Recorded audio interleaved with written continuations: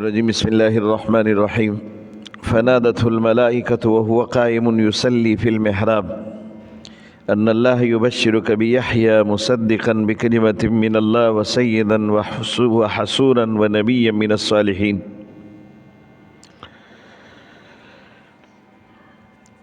اس کا بھی تفصیل کل کے سبق میں گزرا.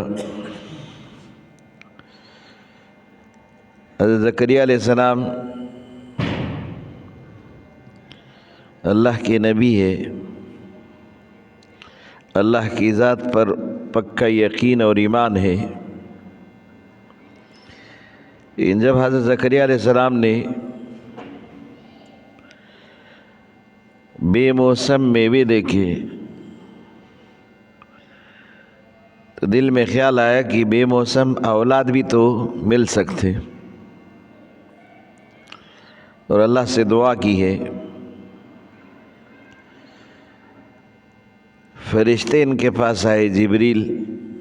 فنادته الملائکۃ وهو قائم یصلی فی المحراب. عبادت کے لیے کھڑے تھے. محراب معنی عبادت خانہ.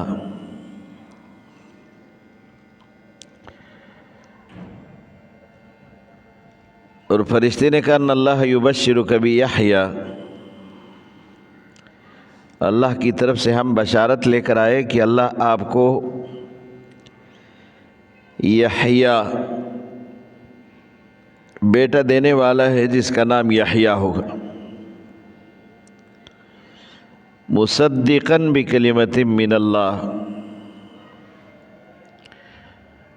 تصدیق ہوگا اور وہ تصدیق کرے گا اللہ کے کلام کا، اللہ کے کلمے کا. سیداً سردار ہوگا، حسوراً اور وہ عورتوں سے اپنے آپ کو بچائے گا، معنی بے حیا نہیں ہوگا، حیادار ہوگا. ونبیاً اور پیغمبر ہوگا. من الصالحین، اللہ نے صالحین میں شمار کیا ہے. یہ بشارت ہے حضرت زکریا علیہ السلام کو اس کے بیٹے یحییٰ کی.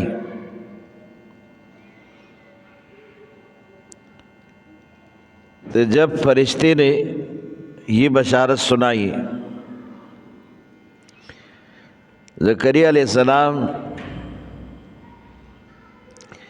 من حیث العبد انسان ہے، یہ کہتے ہیں ربی ان یکون لی غلام، میرا کیسے بچہ پیدا ہوگا. وقد بلغنی الکبر، میں تو خود بوڑھا ہو چکا ہوں. وامرأتی عاقر، میری بیوی بھی بانجھ ہے. قال جبریل نے کہا کذالک اللہ، کذالک اللہ. اس میں خود ہی وہ جواب ہے کہ یہ حضرت زکریا علیہ السلام نے جو سوال کیا تھا یہ لا علمی اور بے یقینی کے لیے نہیں تھا. یقین تو تھا کہ اللہ پاک ایسے اولاد دے سکتے ہیں، اللہ کے لیے کون سا مشکل ہے. کیفیت کے بارے میں کیا تھا کہ میں تو بوڑھا ہو، اولاد تو جوانی میں ملتا ہے، کیا میں واپس جوان ہوگا؟ میری بیوی بانجھ ہے، کیا میں اسی اولاد کے لیے دوسری شادی کروں یا پھر؟ قال، اللہ نے فرمایا کذالک، تم بھی اسی طرح رہو گے، تمہاری بیوی بھی یہی ہوگی اور تمہارا عمر بھی یہ ہوگا. یفعل ما یشاء، اللہ یفعل ما یشاء. کذالک معنی معاملہ اسی طرح ہے جیسے تم ہو. اللہ یفعل ما یشاء، اللہ جس طرح چاہے کرتا ہے، تب معنی درست ہوگا. کذالک بالکل تم اسی حال میں ہوں گے، معنی تمہارے اندر کوئی تبدیلی نہیں آنے والا، نہ تم واپس جوان ہوں گے، نہ تمہاری بیوی جوان، نہ کوئی دوسری شادی. کذالک اسی حال میں. اللہ یفعل ما یشاء، اللہ جس کو چاہے جس طرح چاہے کر لیتے ہیں۔ قال رب اجعل لی آیہ، کیا نشانی ہوگی، میرے لیے کوئی نشانی تو بنائے۔ عورت کی پیٹ کی حالت صرف اللہ جانتے، پیغمبر بھی نہیں جانتا۔ اب مجھے کیسے پتہ چلے گا کہ میری بیوی حاملہ ہوگی؟ مجھے کیسے پتہ چلے گا؟ اس کے پیٹ میں بچہ ہے، اس کی کوئی نشانی تو بتائے۔ اللہ نے فرمایا کہ نشانی یہ ہے، اللہ تکلم الناس ثلاث ایام، خود بخود تمہارا زبان بند ہو جائے گا، تم 3 دن تک بات ہی نہیں کر سکو گے، تم کرنا بھی چاہو تو نہیں کر سکو گے۔ الا رمزا، مگر کوئی بات کرو گے تو اشارے سے ہی کرنا پڑے گا، تمہاری زبان بند ہو جائے گی۔ یہ بڑی نشانی ہوگی کہ اب سمجھو کہ بس ابھی اولاد آنے والا ہے۔ اور جب تم اس وقت بات نہیں کر سکو گے، دنیا کی معاملات اور ادھر آپ کے نبوت کے دعوت کا جو معاملات ہے وہ تو رک جائیں گے، اس میں تو وقفہ ہوگا۔ تو اس صورت میں وَاذْكُرْ رَبَّكَ كَثِيرًا، صرف رب کی ذکر کرو، زیادہ سے زیادہ اللہ کو یاد کرو۔ وَسَبِّحْ بِالْعَشِيِّ وَالْإِبْكَارِ، ہر صبح اور ہر شام اللہ کی تسبیح بیان کرو۔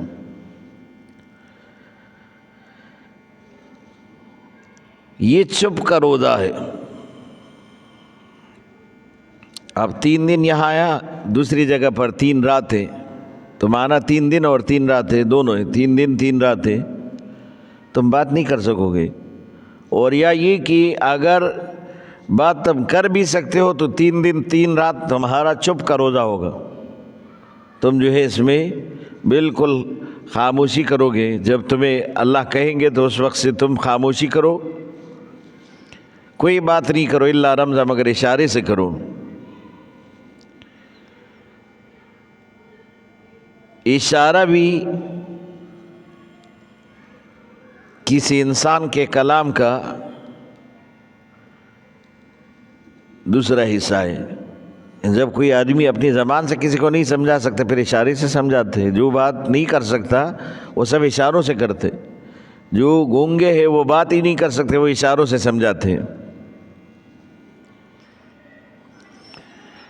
اور جب بھی آپ کے اوپر کوئی خوشی کا یا کسی تکلیف کا مرحلہ آتے ہیں، دونوں مرحلوں میں اللہ کی ذکر، وَاذْكُرْ رَبَّكَ كَثِيرًا، کیونکہ خوشی میں ایسا نہ ہو کہ تم حد کراس کر جاؤ، تب بھی اللہ کا ذکر ضروری ہے، اور مصیبت میں ایسا نہ ہو کہ تم صبر کا اور شکر کا معاملہ چھوڑ دو، تو تب بھی اللہ کا ذکر ضروری ہے۔ وہاں اطمینان اللہ کے ذکر سے حاصل کرو، یہاں تکبر اور غرور سے بچو اللہ کی ذکر سے۔ وَاذْكُرْ رَبَّكَ كَثِيرًا وَسَبِّحْ بِالْعَشِيِّ وَالْإِبْكَارِ، صبح شام اللہ کی تسبیح بیان کرو۔ حضرت مریم کے بچپن کا ذکر ہوا، اور وہ مریم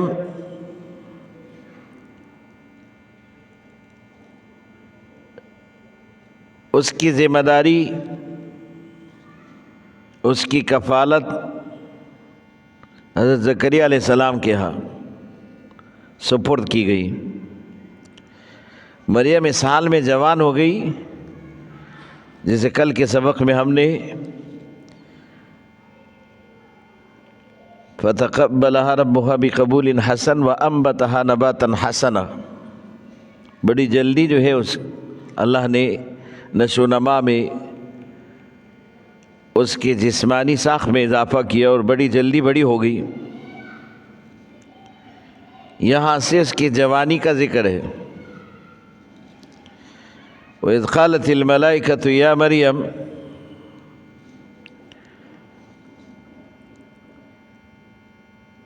فرشتے نے کلام کی ہے مریم کے ساتھ،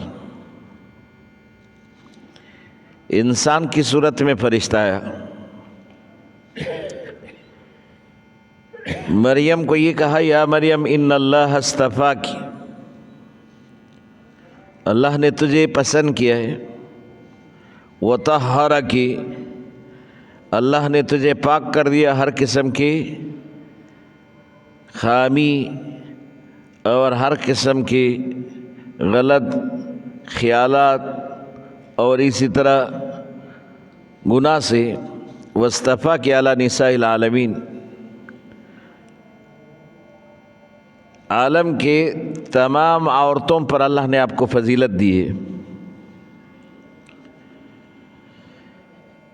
حضور صلی اللہ علیہ وسلم نے مختلف روایات میں عورتوں کی فضیلت بیان کی ہے، تو اس میں کبھی خدیجہ رضی اللہ عنہا کی فضیلت بیان کی ہے، کبھی آسیہ زوجہ فرعون اس کی فضیلت بیان کی ہے، کبھی مریم بنت عمران حضرت عیسیٰ علیہ السلام کی والدہ کی فضیلت بیان ہوئی، اور کبھی رسول اللہ صلی اللہ علیہ وسلم نے فرمایا کہ حضرت عائشہ کو تمام عورتوں پر ایسے فضیلت ہے جیسے سرید کو فضیلت ہے تمام طعاموں پر۔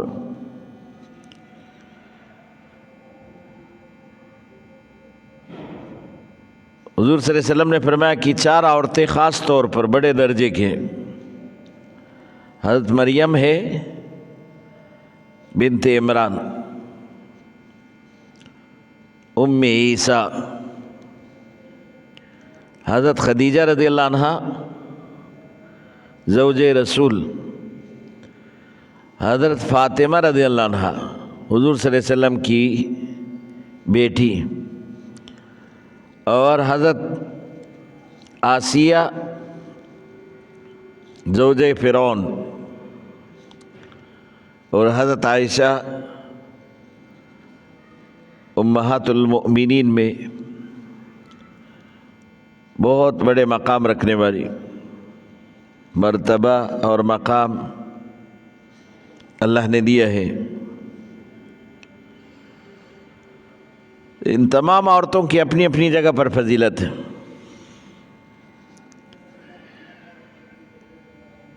یہاں حضرت مریم کی ذکر ہے کہ اس زمانے کے عورتوں میں سب میں اللہ نے مریم کو یہ فضیلت دی ہے،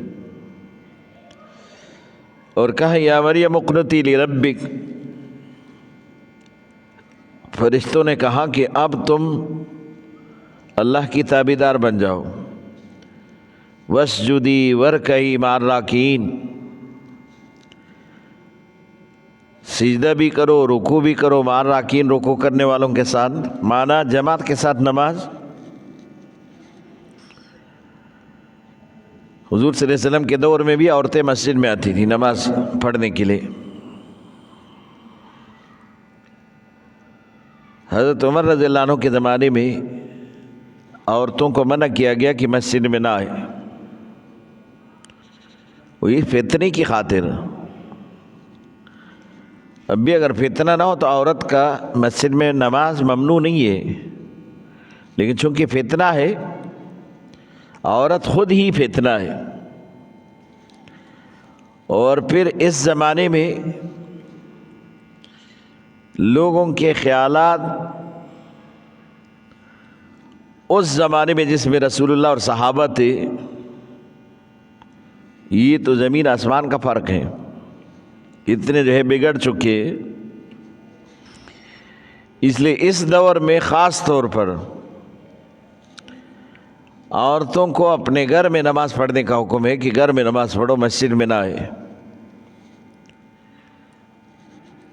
الا ماشاء اللہ اگر کسی جگہ پر ایسا ہو کہ راستہ بھی الگ ہو، پھر راستے میں بھی عورتوں کا مردوں کے ساتھ اختلاط نہ ہو، مسجد میں اس کے لیے کہ اب جگہ بھی جو ہے الگ بنائی ہو عبادت کی، یہ تمام صورتیں ہو تو جائز ہے۔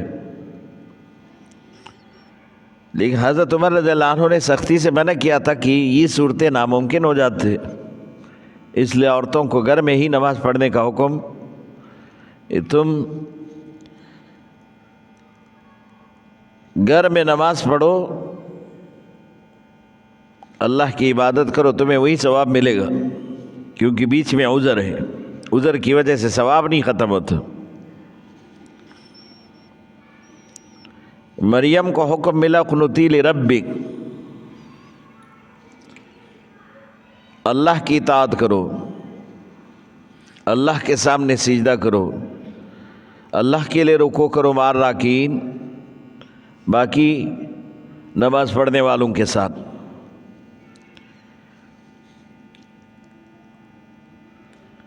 حضور صلی اللہ علیہ وسلم خود بھی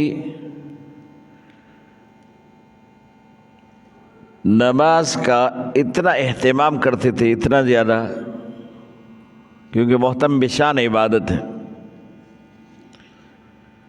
پوری پوری رات نماز پڑھتے تھے، اور صحابہ کہتے تورت قدمہ، حضور کے قدم سوج جاتے، پیر سوج جاتے۔ حضرت عائشہ رضی اللہ عنہ فرمایا تشققت، حضور صلی اللہ علیہ وسلم کے قدم پیر پٹ جاتے، جسے آدمی ٹھنڈا پانی سے وضو کرتا ہے اور پھر اس کے پیر پٹ جاتے ہیں سردی کے موسم میں۔ صحابہ بھی کہتے ہیں یا رسول اللہ اب تو بخشائے گئے، اتنی زیادہ تکلیف؟ تو حضور صلی اللہ علیہ وسلم فرماتے افلا اکون عبدا شکورا، کیا میں اللہ کا شکر گزار بندہ نہ بنوں؟ اس لیے میں یہ عبادت کرتا ہوں، میں اللہ کا شکر گزار بنوں۔ نماز ہی شکر کا سب سے بڑا ذریعہ ہے۔ اللہ کا شکر ادا کرو تو نماز پڑھو۔ اس لیے اللہ نے صحت دی ہے تو صحت کے لیے شکرانے کی نماز پڑھو، مسجد میں آئے تو مسجد کے لیے شکرانے کی نماز پڑھو، وضو کیا تو وضو کے لیے شکرانے کی نماز پڑھو، آپ کا کوئی مسئلہ حل ہوا تو اس مسئلے کے حل کے لیے شکرانے کی نماز پڑھو، آپ کا کوئی مسئلہ اٹکا ہوا ہے تو اس کے حل کے لیے نماز پڑھو۔ نماز ہی کا حکم ہے۔ نماز سے مشکلات بھی حل ہوتے ہیں، نماز سے مسائل بھی حل ہوتے ہیں، اور نماز چونکہ شکر کا سب سے بڑا درجہ ہے تو شکر ادا کرنا چاہتے ہو خدا کا، آپ کے مسائل حل کیے تو نماز ہی پڑھو۔ آپ نے وضو کیا، مانا اللہ نے صحیح سلامت آزاد دیے جس سے آپ نے وضو کیا، پانی دیا جس سے آپ نے وضو کیا، تو وضو کے شکرانے کی نماز۔ مسجد میں آئے، آپ کے قدم صحیح سلامت ہے، آپ مسجد میں اللہ نے توفیق دیا، آپ مسجد میں پہنچے تو تحیۃ المسجد 2 رکعت مسجد کے شکرانے کی نماز پڑھو۔ یہ حضور صلی اللہ علیہ وسلم بہت اہتمام کرتے تھے، 2 رکعت تحیۃ المسجد۔ عرب تو اتنا اہتمام کرتے کہ خطبہ بھی شروع ہو تب بھی تحیۃ المسجد آ کر پڑھتے، تحیۃ المسجد نہیں چھوڑتے۔ 2 رکعت مغرب کے اذان کے بعد بھی 2 رکعت آ کر وہ تو تحیۃ المسجد پڑھتے ہیں۔ اذان ہو چکا ہے اور تحیۃ المسجد میں کھڑے ہیں، تحیۃ المسجد۔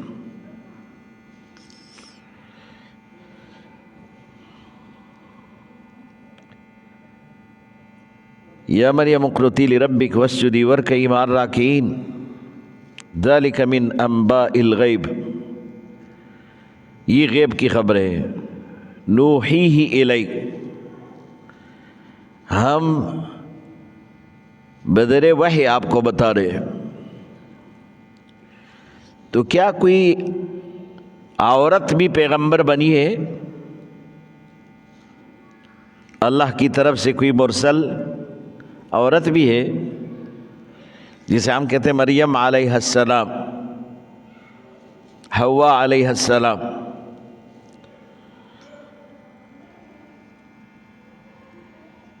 اللہ نے قرآن میں صاف اعلان کیا کہ انبیاء جتنے آئے تو الرجال، مرد آئے، کوئی عورت نبی بن کر نہیں آئی۔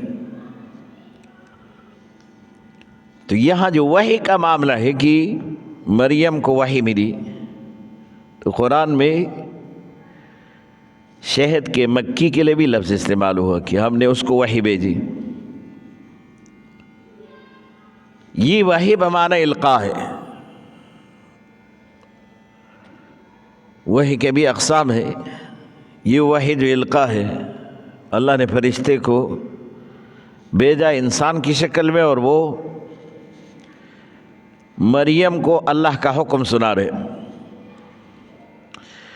وما كنت لديهم اذ یلقون اقلامہم،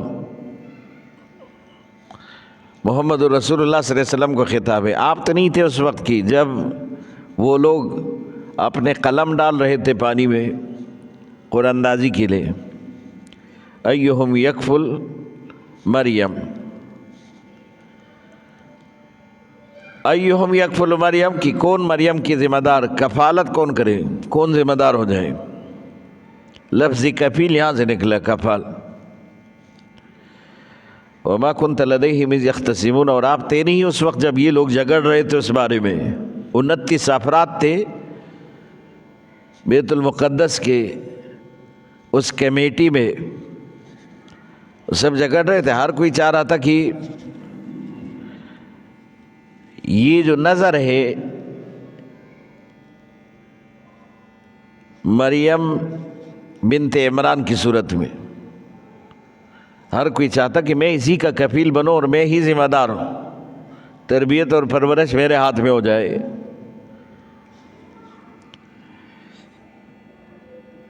اذ قالت الملائکۃ یا مریم ان اللہ یبشرک، اب جوانی مل گئی اور پھر حضرت مریم کو حمل ہوا.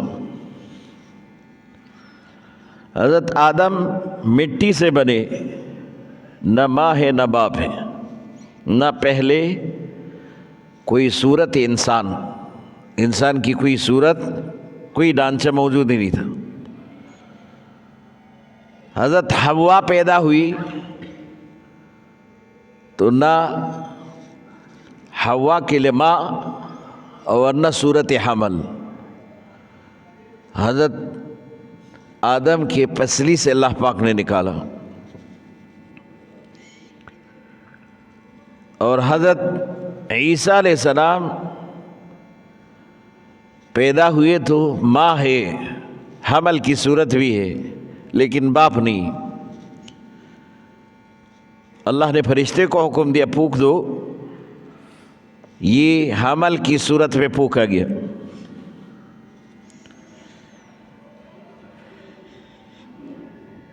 ان اللہ یبشرک بکلمۃ منہ، اللہ تمہیں بشارت دے، اور یہ اللہ ہی کا کلمہ. حضرت عیسیٰ علیہ السلام کو روح اللہ کہا گیا، کلمۃ اللہ، اللہ کی طرف سے کلمہ ہے. اسمہ المسیح، اب جو پیغمبر عیسیٰ کی صورت میں آئے اس کا نام مسیح ہے. عیسیٰ ابن مریم، عیسیٰ جو مریم کا بیٹا ہے. یہ مسیح لفظ بھی ہے اور عیسیٰ بھی ہے. آپ کے ذہن میں آئے گا کہ مسیح تو دجال کا نام بھی ہے، اس کو بھی مسیح کہا جاتا ہے. یہاں بھی مسیح ہے، اس میں تھوڑا سا فرق ہے. حضرت عیسیٰ کو بھی مسیح کہا اور دجال کو بھی مسیح کہا، اس کے باب میں تھوڑا فرق ہے. حضرت عیسیٰ کو جو مسیح کہا، عبرانی زبان میں یشوع ہے، عیسیٰ کا نام یشوع. اور مسیح حضرت عیسیٰ علیہ السلام کو بھی مسیح اور پھر دجال کو بھی مسیح کہا گیا. حضرت عیسیٰ علیہ السلام کا یہ لفظ مسیح، مسح یمسح، اس بنیاد پر ہے. مسح یمسح، کسی چیز کو چھونا. اور یہ حضرت عیسیٰ علیہ السلام کے خاص اللہ کی طرف سے ایک معجزے کی صورت میں اللہ پاک نے یہ دیا تھا کہ اگر کوئی مادرزاد اندھا ہے اور حضرت عیسیٰ علیہ السلام ہاتھ پھیرے تو وہ بینا ہو جاتے. اگر کوئی برس کی بیماری میں مبتلا ہے، حضرت عیسیٰ علیہ السلام ہاتھ پھیر دے تو وہ ٹھیک ہو جاتے. اگر کوئی مٹی سے پرندہ بنائے، حضرت عیسیٰ علیہ السلام اس کے اوپر ہاتھ پھیرے تو وہ اڑ جاتے. اور اسی طرح حضرت عیسیٰ علیہ السلام کسی مردے کو کہے قم باذن اللہ تو کھڑے ہو کر عیسیٰ علیہ السلام سے کلام شروع کرے. اب حضرت عیسیٰ علیہ السلام کسی چیز کو بھی چھوئے تو اس کو ایک نئے صورت میں، ایک نئے کیفیت میں تبدیل کر دیتے، اور یہ مسح چونے سے ہوتے، اس لیے اس کا نام مسح مسیح مشہور ہو گیا۔ تو اب دجال کو کیوں مسیح کہا جاتا ہے؟ تو دجال کا مسیح باب یہاں مسح یمسح، اور وہاں مسیح کا جو باب دجال کے لیے ذکر ہے وہ ساح یسیح سے، ساح یسیح سیاحتن، اور قرآن نے بھی کہا اور حدیث میں بھی ہے کہ حضرت عیسیٰ علیہ السلام دنیا میں ایک بار پھر آئیں گے، اور اسی زمانے میں دجال بھی آئیں گے۔ دجال پہلے آئے گا، پھر عیسیٰ علیہ السلام آئیں گے، اور یہ دجال جب آئے گا تو 4 مقامات کے علاوہ مدینہ منورہ اور اسی طرح مکۃ المکرمہ، بیت اللہ، مسجد نبوی اور بیت المقدس اور جبل طور، طور کی پہاڑ جہاں پر حضرت موسیٰ علیہ السلام اللہ کے ساتھ ہم کلام ہوتے، ان 4 مقامات کے علاوہ پوری دنیا کی سیاحت کریں گے، پورا دنیا کی۔ تو اس لیے وہاں سیاحت سے یہ لفظ نکلا ہے مسیح کا، اور یہاں پر مسح چونے سے یہ لفظ نکلا ہے۔ تو یہ حضرت عیسیٰ علیہ السلام کے لیے، وہاں دجال کے لیے لفظی سیاحت سے، وہ پھیرنے والا، دنیا میں گھومنے والا، ساح یسیح سیاحتن، سیر و سیاحت پوری دنیا میں۔ رسول اللہ صلی اللہ علیہ وسلم نے فرمایا کہ دجال دنیا میں، پورے دنیا میں چکر لگائیں گے، اس کی اتنی تیز سواری ہوگی۔ اس زمانے میں صحابہ کے عقل میں یہ چیز تو نہیں آ رہی تھی، اس کے پاس سینگ والا سواری ہوگا، 2 سینگ ہوں گے اور اس کے پکڑیں گے اور پھر جو ہے وہ پورے دنیا میں گھومیں گے۔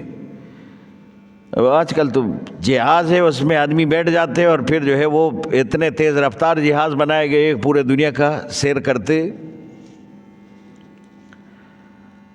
تو یہ مسیح دجال اسی طرح پورے دنیا کا چکر لگائے گا اس میں، ان 4 جگہوں کے علاوہ جو میں نے آپ کو بتایا۔ تو صحابہ نے کہا کہ یا رسول اللہ کتنا عرصہ رہے گا یہ دجال؟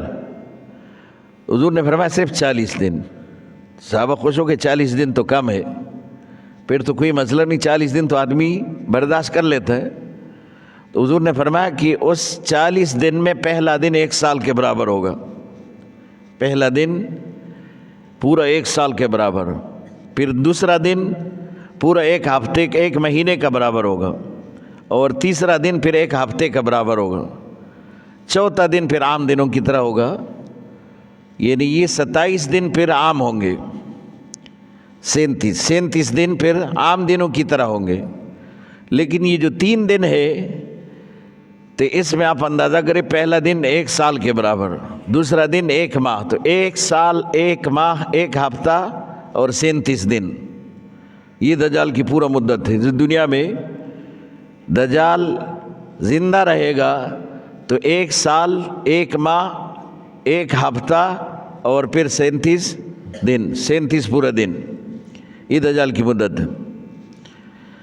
اب صحابہ تو بڑے حریص تھے عبادت کے، حضور صلی اللہ علیہ وسلم کی اطاعت کے، تو کہ یا رسول اللہ وہ جو 1 سال دجال کا پہلا دن ہوگا، کیا اس میں ہم 5 نمازیں پڑھیں گے یا پھر سال کی نمازیں پڑھیں گے؟ حضور نے فرمایا کہ نہیں 5 کیوں، پھر آپ پورا سال کی نمازیں پڑھیں گے۔ تھوڑا وقت کے فاصلے سے جیسے انسان اندازہ کرتے اسی اندازے سے آپ نے 5 نمازیں پورا کر کے پورا سال کی نمازیں پڑھیں گے، کیونکہ وہ تو پورا اتنا لمبا دن ہوگا، اس میں سے صرف آپ 5 نمازیں پڑھیں گے۔ 1 مہینے میں ہم پورا مہینے کی نمازیں پڑھیں گے یا پھر 5 نمازیں؟ تو فرمایا کہ پورا مہینے کی نمازیں پڑھیں گے، اور اسی طرح ہفتے میں آپ پورا ہفتے کی نمازیں پڑھیں گے۔ وقت کی اس پہچان کے ساتھ آپ اندازہ کریں گے، اور پھر اتنے جو ہے نمازیں آپ نے ادا کرنے۔